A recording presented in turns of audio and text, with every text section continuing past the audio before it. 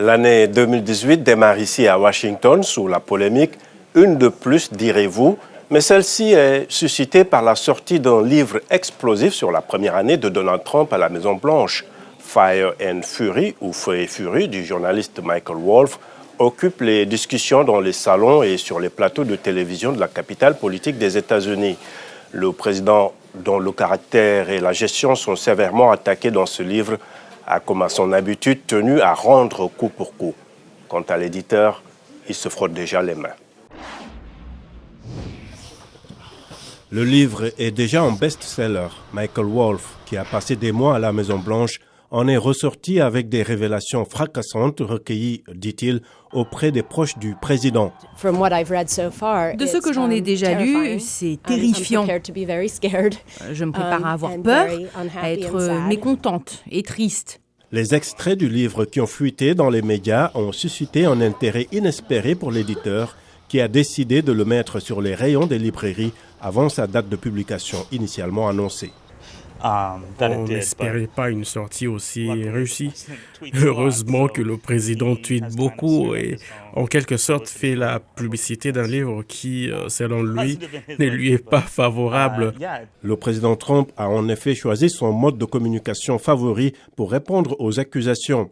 Steve Bannon a perdu la tête, a-t-il écrit, s'en prenant à son ancien conseiller, qui semble être le personnage principal sur lequel s'est appuyé l'auteur du livre. Et j'imagine que Steve le débraillé l'a amené à la Maison-Blanche quelquefois et c'était une de ces choses. Et c'est pourquoi Steve le débraillé est à la recherche d'un emploi.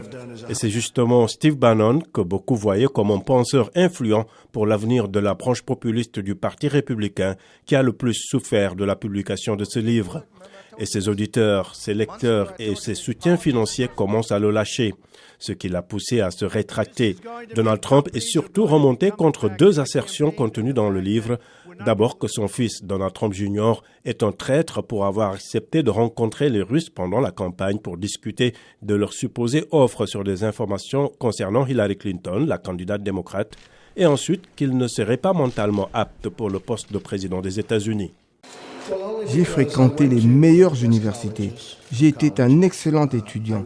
Je suis sorti de l'université pour gagner des milliards et des milliards de dollars. Je suis devenu l'un des hommes d'affaires les plus en vue pendant 10 ans. J'ai fait de la télévision avec beaucoup de succès. Malgré ces controverses, l'administration Trump tente de garder le cap sur les dossiers qui lui sont chers. Avant sa tournée au Proche-Orient, le vice-président Mike Pence a, dans un entretien avec la VOA, défendu la position de son patron, notamment en politique étrangère. Le président Donald Trump a fourni un clair leadership dans le monde, avec des progrès notables, surtout en ce qui concerne la Corée du Nord. De son côté, le président américain continue d'insister sur ses capacités à changer l'image de l'Amérique.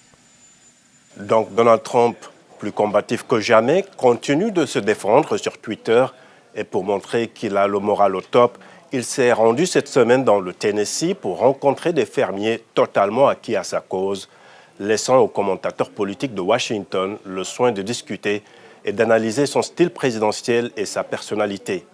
Au moment où le président Trump et ses alliés insistent sur la bonne santé de l'économie américaine, ses adversaires brandissent Feu et Furie de Michael Wolff comme étant la preuve qu'il n'a pas les capacités requises pour diriger les États-Unis.